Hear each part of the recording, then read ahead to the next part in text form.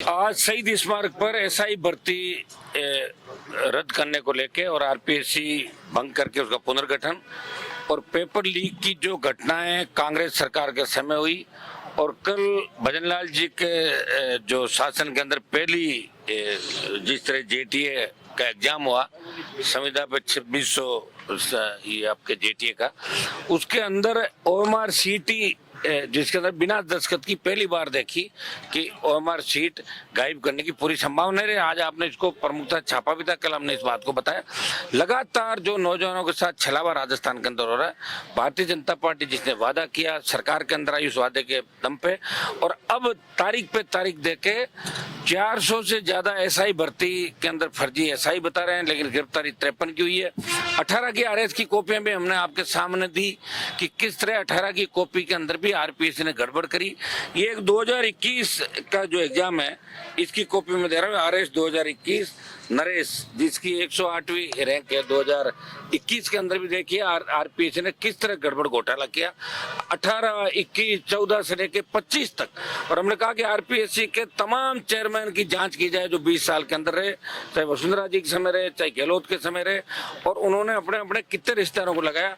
इस कॉपी के अंदर क्या कर रहे हैं कि ये जो ये सवाल है 1 नंबर, ये 10 ये इसका सवाल है 10 नंबर का, 10 नंबर ना ये अंक 10 टोटल है, और ये सवाल ये है आपका 1 नंबर, ये जिसमें कुछ लिखा है इसको करके, और अगली जगह टिक ये करके इसे जो स्टूडेंट है उसने लिख दिया कि खाली, और ये कर दिया, इसका नंबर दे दिए यहाँ पे 2, खाली में 2 नंबर दिए।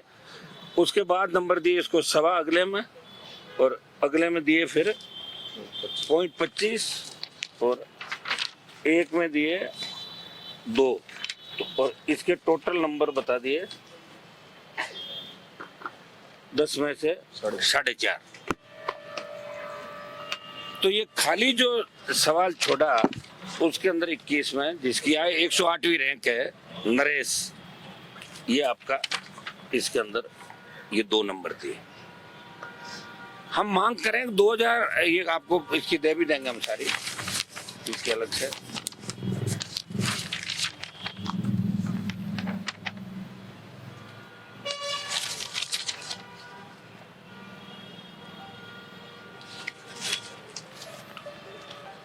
ये 2021 के अंदर इसकी रैंक 108वीं रैंक है। अब आप बताएं अगर इसके 2 नंबर कम होते तो रैंक पीछे चली जाएगी।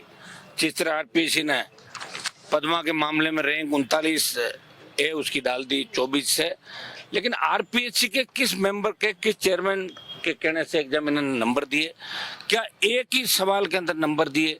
क्या दूसरों में गड़बड़ नहीं हुई? इस बात की क्या गारंटी है? इसलिए हमने कहा कि आरपीएससी 2018 की तमाम कॉपियां सार्वजनिक की जाए। अब हम मांग कर रहे हैं कि 2021 की तमाम कॉपियां भी सार्वजनिक की जाए, जिससे क्या गड़बड़ जाल हुआ है उसका पता लग जाए। और ये आंदोलन 19 दिन से इस धूप के अंदर 46 डिग्री 47 डिग्री का तापमान है, और नौजवान आर पार की लड़ाई लड़ने के मूड के अंदर है। हम लॉ एंड ऑर्डर नहीं बिगाड़ना चाहते। प्रधानमंत्री जी भी 22 तारीख को बीकानेर आ रहे हैं, और हम प्रधानमंत्री से भी मांग करेंगे कि आप जो राजस्थान के विधानसभा चुनाव के अंदर आए थे तो बड़ी बड़ी डींगे आपने हाँकी थी, गृह मंत्री ने बड़ी डींगे हाँकी, क्या आपको दिख नहीं रहा राजस्थान? आपको गहलोत सरकार की कमियां दिख रही थी? आपने कहा था कि पहली कैबिनेट के अंदर ही हम ये कर देंगे वो कर देंगे, तो आपकी तो कितनी कैबिनेट की मीटिंग हो गई? आपकी सब जो मंत्रिमंडल उप समिति उसने कह दिया कि एसआई भर्ती रद्द करो। दूसरी आपने जो ईओआरओ की भर्ती रद्द किया आपने, उसके अंदर आपने कौन सा किया? कर दिया आपने रद्द। जब रद्द करना था तो करो। आखिर कौन सा दबाव आपके ऊपर? भजनलाल जी, ये राजस्थान की जनता जानना चाहती है, ये राजस्थान का वोटर जानना चाहता है जिसने भारतीय जनता पार्टी पे भरोसा करके और बीजेपी को वोट डाला। 2 मेंबर गिरफ्तार है, एक भी चेयरमैन से आपने पूछताछ नहीं करी। आप चाहते दीपक उप्रेती से करते, संजय सोत्रे से करते, शिव सिंह राठौड़ से करते, भूपेंद्र यादव से करते। आखिर ट्राइबल का और ओबीसी का वो आदमी जिनकी जाति के बड़े नेता नहीं है, इसलिए आपने उनको लाके सलाखों के पीछे डाल दिया। क्या जिनकी जातियों के नेता बड़े हैं उनसे आप पूछताछ नहीं करोगे? क्या जाति पूछ के मुलजिम बनाओगे?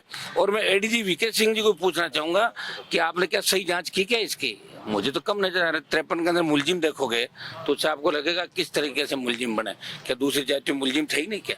आखिर किस दिशा के अंदर एसओजी जा रही है, किस दिशा के अंदर सेटलमेंट के वहाँ कमरे बने हुए हैं, जो 3 के साथ 1 फ्री, 2 ले जाओ 1 फ्री, ये एसओजी के अंदर चल रहा है।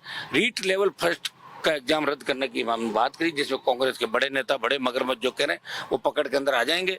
लेकिन भजन लाल ने खुद ये कहा कि कांग्रेस के बड़े नेता अंधेरे में मेरे से मिलने आते हैं, तो अंधेरे में मिलने आने का मतलब वो उनसे सेटलमेंट करें।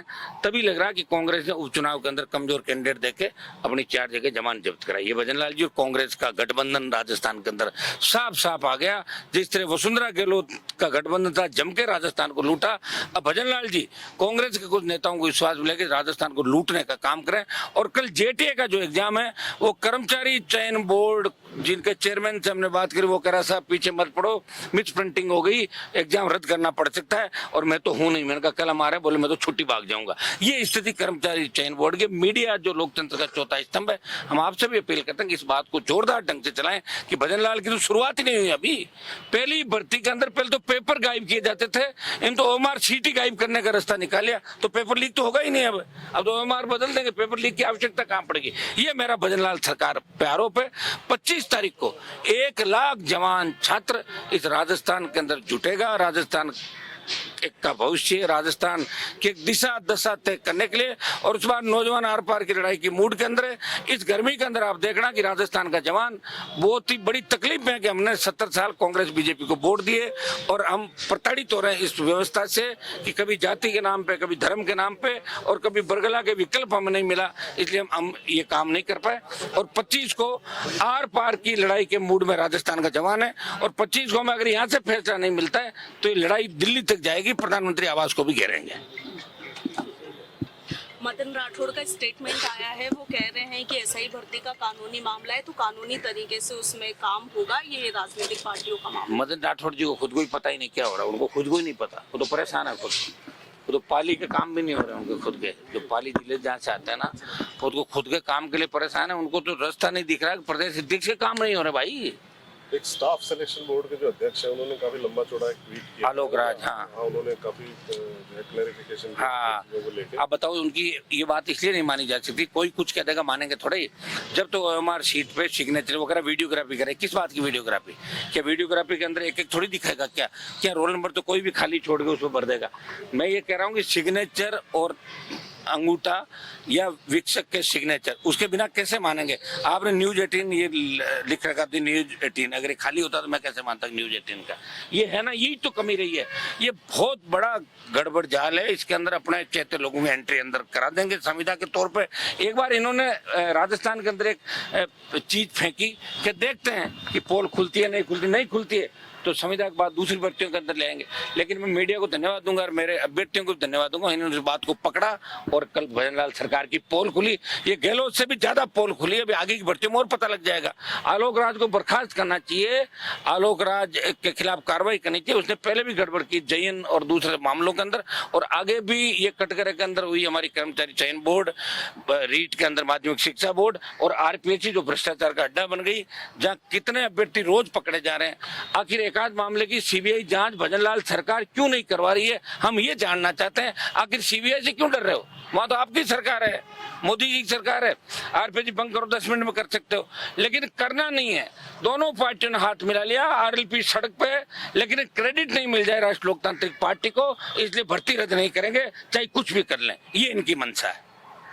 करनी सेना का कहना है कि वो 25 तारीख से पहले एक बहुत बड़ा आंदोलन करेगी। आंदोलन सुनिए, आंदोलन करना सबका अधिकार है और बिल्कुल सबको आंदोलन करना चाहिए, लेकिन सही बात पे आंदोलन करना चाहिए, गलत बात पे किसी को भी आंदोलन नहीं करना है। इतना ही मैं कहूँगा।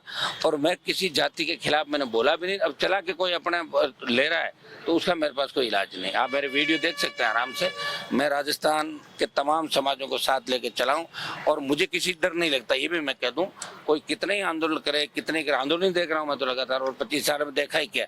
लेकिन मैंने किसी जाति को टारगेट नहीं किया, किसी जाति का नाम नहीं लिया। और उसके बावजूद अगर कोई कह रहा है, और हिस्ट्री ने जो चीजें लिख दी, कोई लिखी हुई चीजें, तो मेरे से पहले पता नहीं किन किन लोगों ने क्या कहा। तो उनके खिलाफ आंदोलन करो पहले जाके। मैंने तो बोला भी नहीं, मैंने जाति का नाम भी नहीं लिया, और मैंने कहा कुछ लड़ाके राजस्थान में हुए। और 1857 से लेकर 1947 में राजस्थान के योद्धाओं का योगदान, आजादी का आंदोलन उसी को कहते हैं। वो पहले मुगल काल, अलग अलग काल थे, कालखंड थे, जिसमें अलग अलग लोग आए, अलग अलग लड़ाई लड़ी। लेकिन 57 से जो अंग्रेजों के खिलाफ क्रांतियों की शुरुआत हुई थी, उस क्रांति में राजस्थान का योगदान बहुत बड़ा नहीं था। हाँ, कुछ भामाशाह जरूर आगे था, आप अभी नाम गिना दोगे, वो फलान जी है, टिमका जी है, लेकिन उनका योगदान नहीं था। योगदान तो उसी को होता है जो तलवार तोप लेके निकलता है या बंदूक लेके निकलता है। वो 57 से 47 में बहुत कम राजस्थानी हुए। भगत सिंह जैसे राजस्थान के अंदर सूरमा नहीं हुए उस लड़ाई के अंदर। और पॉलिटिकल रूप से राजस्थान की मानसिकता बहुत पिछड़ी हुई है। राजस्थान का जवान बात जरूर करता है, डींगे हाँकता है, लेकिन फिर जाके उन्हीं पार्टियों को वोट डालता है जो पार्टियां उनका शोषण करी। 70 साल में पहली बार पार्टी बनी राष्ट्रीय लोकतांत्रिक पार्टी, उसके बाद बनी भारतीय आदिवासी पार्टी। नजदीक हरियाणा, पंजाब, यूपी आप देख लीजिए, दूसरे स्टेट देख लीजिए, जहाँ 4-4, 5-5, 6-6 पार्टियां बनी और उन्होंने शासन भी किया।